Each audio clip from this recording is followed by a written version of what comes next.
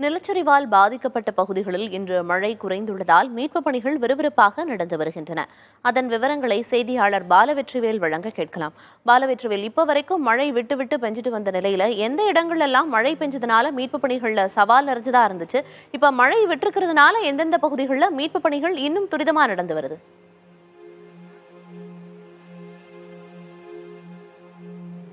பிரியதர்ஷினி, நிலச்சரிவால் உருக்குலைந்துள்ள வயநாடு மாவட்டத்தில் உள்ள சூரல்மலை பகுதியில் 5வது நாளாக மீட்பு பணிகள் விறுவிறுப்பாக நடைபெற்று வருகின்றன. நீங்கள் குறிப்பிட்டது போல முதல் 4 நாட்களில் வானிலை நமக்கு பல சிக்கல்களை கொடுத்தது. தொடர்ச்சியாக மழை பெய்தது. இந்த பெய்லி பாலம் கட்டப்படாத காரணமாக சாலியாற்றை கடக்க முடியாத ஒரு சூழல் நிலவியது. இந்நிலையில இன்று மழை அளவு குறைந்திருக்கிறது. பாலத்தை முழுமையாக பயன்படுத்தக்கூடிய நிலையில் இருப்பதால் தற்போது நம்ம காட்சிகளில் பார்க்க முடிகிறது. இந்த சாலி ஆற்றினுடைய ஆறு செல்லக்கூடிய அந்த நீரோட்டத்தை பெரிதுபடுத்துவதற்காக ஜேசிபி இயந்திரங்கள் கொண்டு ஆற்றினுடைய பாதையை மாற்றி விடுகிறார்கள். மேலிருந்து தொடர்ச்சியாக தண்ணீரினுடைய அளவு அதிகமாக வருவதால் இங்கு மீட்பு பணிகள் மேற்கொள்ள முடியவில்லை. புதைந்திருக்கும் வீடுகள், உடல்கள் போன்றவற்றை தேடுவதற்கு இந்த சாலி ஆற்றினுடைய நீரோட்டம் மிகப்பெரிய ஒரு பாதிப்பிற்குள்ளாக இருப்பதால் தற்போது நம்ம காட்சிகளே பார்க்க முடிகிறது. 5க்கும் மேற்பட்ட ஜேசிபி இயந்திரங்கள் உதவியோடு சாலி ஆற்றினுடைய ஒவ்வொரு திசையையும் வேறு பகுதிகளுக்கு மாற்றிவிடப்படுகின்றன, அகலப்படுத்தப்படுகின்றன. மேலும் பாறைகள், ஒவ்வொரு பாறைகளையும் அகற்றும் பணியிலும் ஈடுபடுத்தப்படுகின்றது. நேற்று வரை இந்திய ராணுவம், NDRF போன்ற மீட்பு படையினர் களத்தில் இருந்த நிலையில இன்று தனியார் தன்னார்வலர்களும் களத்தில் இறங்கியிருக்கிறாங்க. அதிகப்படியான நபர்கள் காணாமல் போயிருக்கிற நிலையில அறிவியல் தொழில்நுட்பமும் களத்தில் பயன்பாட்டோடு இருக்கிறது. இந்நிலையில் தான் சென்னையிலிருந்து ஒரு தன்னார்வலர் இங்கு வந்திருக்கிறார், யுவராணி. அவரிடம் நாம கேட்கலாம் என்ன மாதிரி அவர் பார்த்தார் அப்படின்னு. அம்மா வணக்கம்மா, நீங்க சென்னையிலிருந்து வந்திருக்கிறீங்க. மீட்பு பணிக்கு எப்போ வந்தீங்க சொல்லுங்க. நாங்க நைட்டு ஒரு 2:30 மணிக்கு வந்தோம் சார். தொடர்ச்சியா இது 3 நாளா டிவியில போயிட்டு இருக்கிறத தான் பாத்துட்டு இருந்தோம். சரி, இது ஒரு நிலச்சரிவு, அது சரியாயிடும் அப்படின்னு நம்ம நினைச்சிட்டு இருந்தோம்.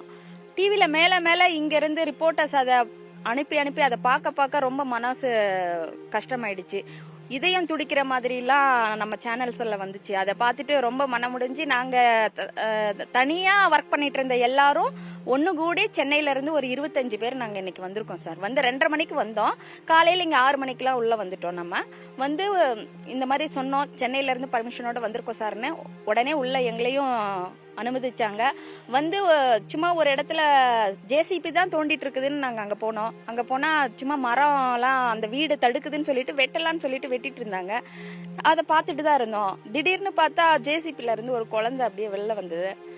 ஒரு 5 வயது மதிக்கத்தக்க ஒரு பெண் குழந்தை, கால் இல்லாம உடம்பு மட்டும் வந்தது. ரொம்ப கஷ்டமா இருந்துச்சு சார். கொரோனாவோட அதிகமான ஒரு பாதிப்பு ஏற்படுத்தியிருக்குன்னு நான் நினைக்கிறேன். மனசு ரொம்ப வலிக்குது. இதனால இன்னும் எவ்வளவு பேர் உள்ள இருக்காங்கன்றது தெரியல. மீட்பு குழு பண்ணிட்டு தான் இருக்காங்க. இருந்தாலும் அது எவ்வளவு தூரம் மழையும் பெய்யுது. பெரிய பெரிய பாறைகள் உருண்டு வந்திருக்கு சார். உருண்டு வந்து அந்த மாதிரி அழிவை ஏற்படுத்தியிருக்கு. நம்ம நிறைய தீயணைப்பு துறையினரும் தமிழ்நாட்டில இருந்து இப்ப நிறைய பேரை உள்ள அலோ பண்ணிருக்காங்க. இப்ப நம்ம தமிழ்நாட்டில இருந்து நிறைய பேர் வந்து குடுக்கறத இங்க உள்ளவங்க வந்து அதை பெருசா பாக்குறாங்க. உள்ள நம்ம தமிழ்நாட்டில இருந்து வரும்போது எந்த விதமான இதுல எங்களுக்கு உதவி செய்ய வந்திருக்கீங்க. நம்ம பக்கத்து மாநிலத்து சகோதரர்களுக்கு நம்ம உதவி செய்யறது நம்ம கடமை.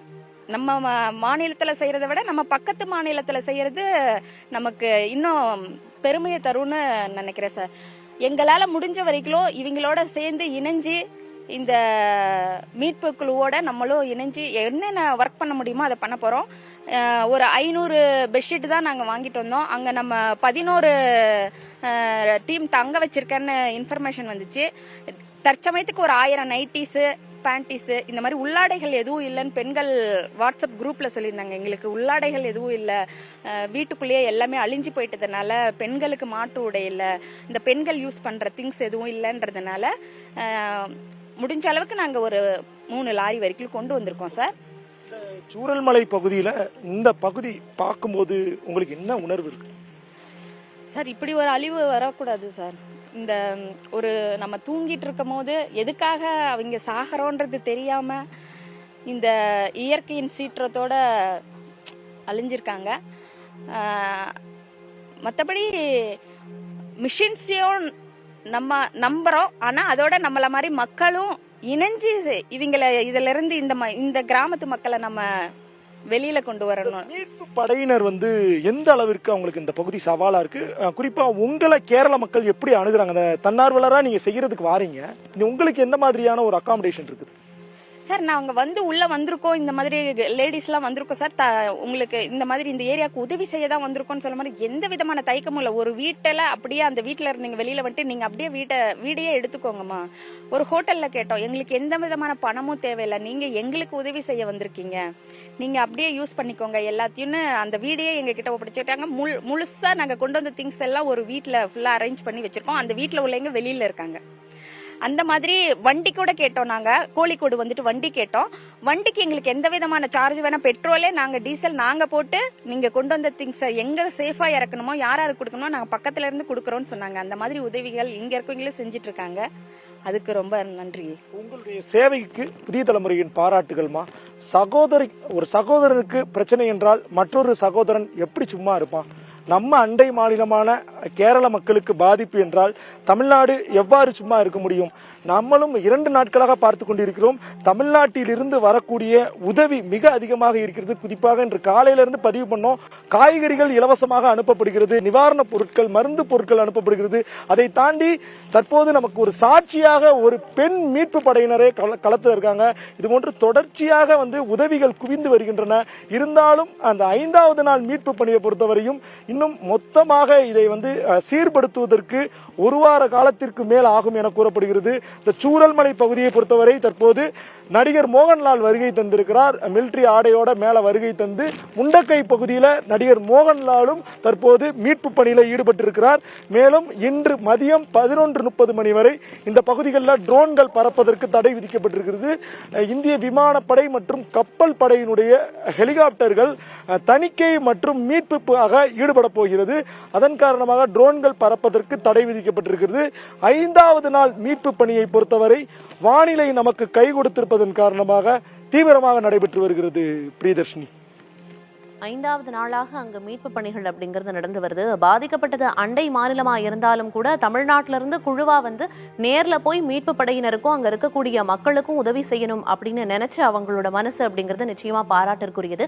அது மட்டும் இல்லாம இன்னைக்கு நடந்து வர மீட்பு பணிகள் குறித்த பல்வேறு விவரங்களையும் நீங்க களத்திலிருந்து சொன்னதற்கு நன்றி பாலவெற்றிவேல்.